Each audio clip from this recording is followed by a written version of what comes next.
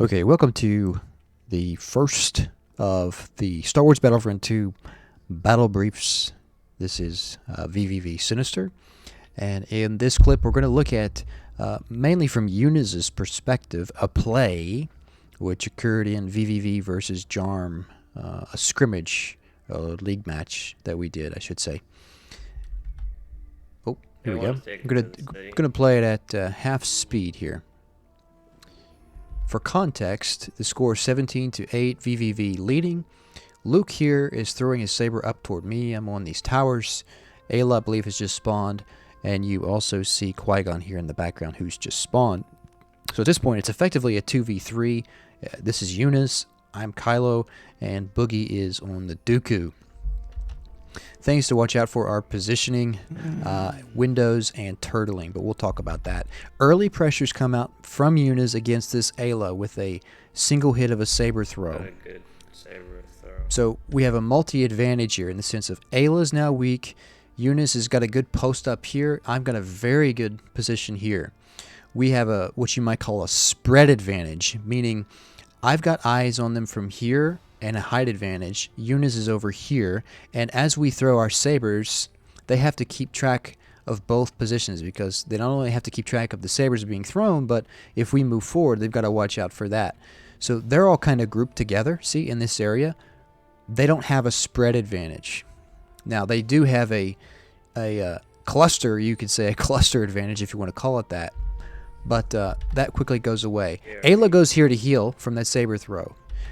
Qui-Gon joins the fight. Luke now jumps out. Eunice destroys the droid, well played by him. However, quick note, Fury has probably received 2 or 3 ticks of health, which means, though this looks like 2 hits from a saber throw would kill him, that's very unlikely. Something to keep in mind. Now, it is at this moment that a window is being opened from me over here and closed from Eunice. Let's play this so you can understand what I'm saying. You see that? Ayla's tumbled. Why? Because I just pushed. Qui-Gon blocked it. She didn't. But Eunice is still in the middle of his backflip. So although I've opened this window, Eunice can't capitalize on it because he's put himself out of position with that arbitrary backflip. I'm not trying to pick on him. Just frankly, I don't think there was any reason to do that. We still had good position and we were zoning them. I now have a choice. Do I try to convert this and risk Qui-Gon killing me and then baiting perhaps my teammate? What do? I decide not to be too risky. I look for another push.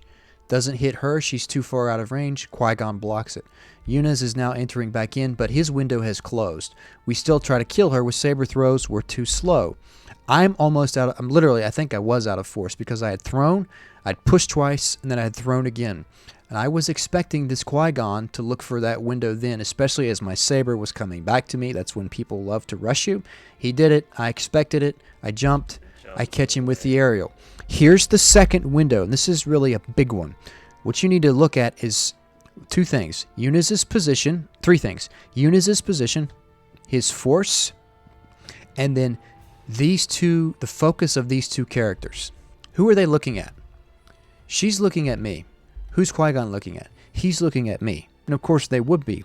Why? I'm exerting direct pressure against them in their face. I'm the one who's tumbled the Ayla, and I just stunned the Qui-Gon and damaged him.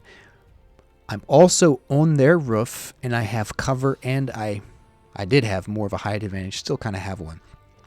Eunice is not too close, so they're focusing on me. That means there's a huge window for him.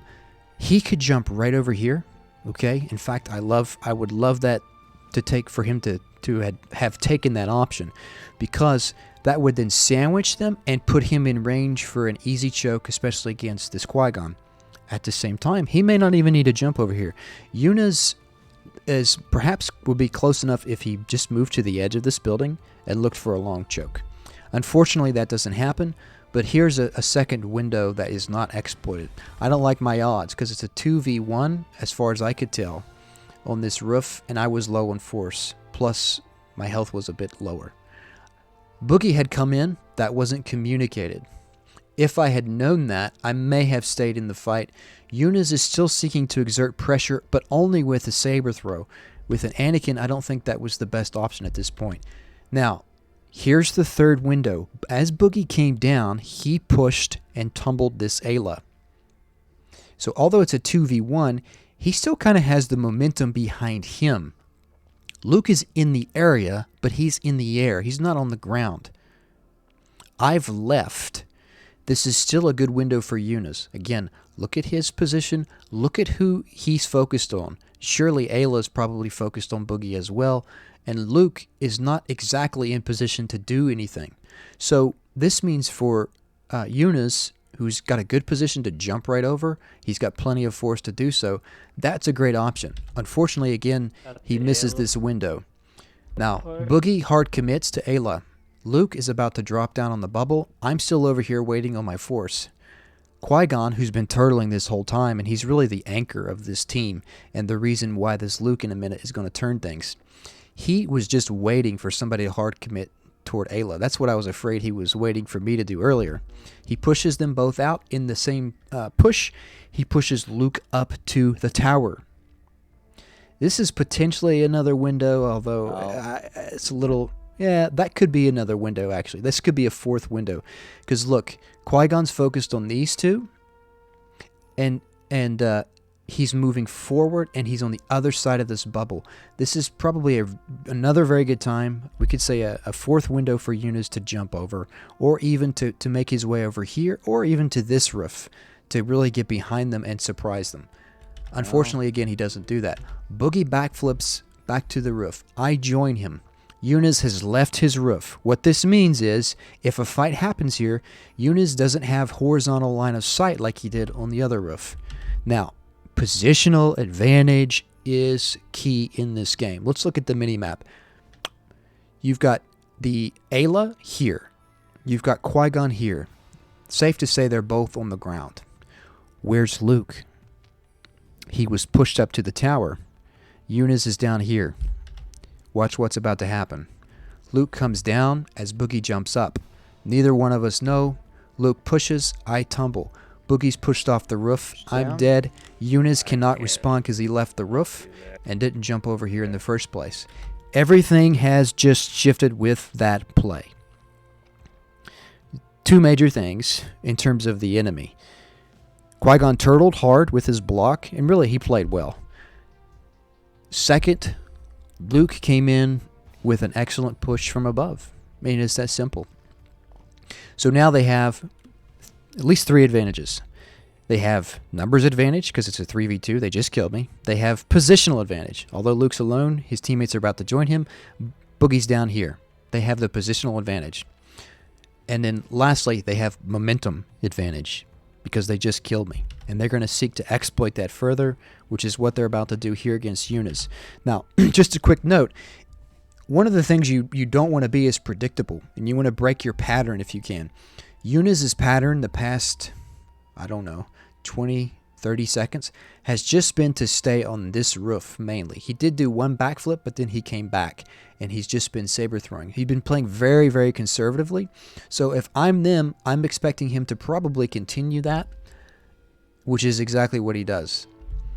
Again, momentum, numbers, positional advantage. Look at these two. They're looking at Eunice. Who's he looking at? He's looking at Boogie. Boogie's down here. So as they move in, he's ready to respond if Boogie tries to counter. First aerial, Eunice blocks. I don't think he expects the second, which comes from Ayla and kills him. Honestly, very well played by them to just convert their advantage. Now, this is the interesting part. Fury gets tumbled by a push on our roof. I got a quick spawn. I spawn in, kill him here. Boogie's killing Ariston right here. Doves pushes Boogie. I jump up. I push Doves and kill him after he kills Boogie. So ultimately, all things considered, if this is where the play ends, and it is, it's a 3 for 3. Okay, but if we go back to the beginning, I don't think it needed to be because there were 4 windows that were missed by Eunice. Early pressure by him, which was great, and we had a great position here. Him over here and me up on this tower. Luke leaves.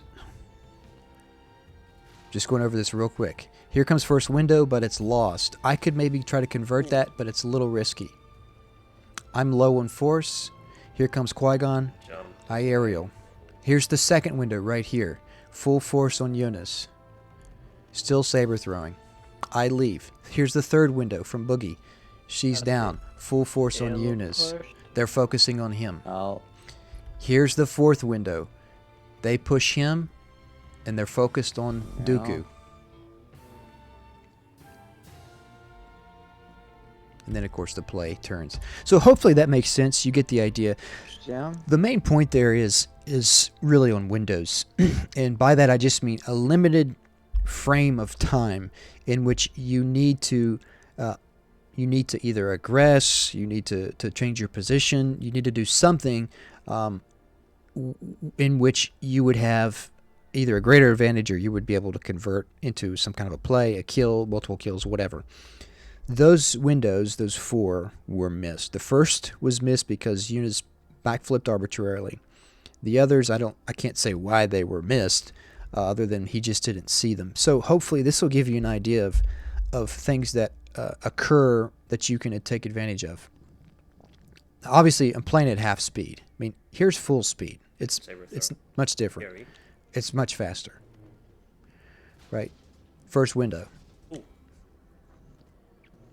I jumped away. Second window. Third window. Got the Ayla pushed. Fourth window. Yeah. You see?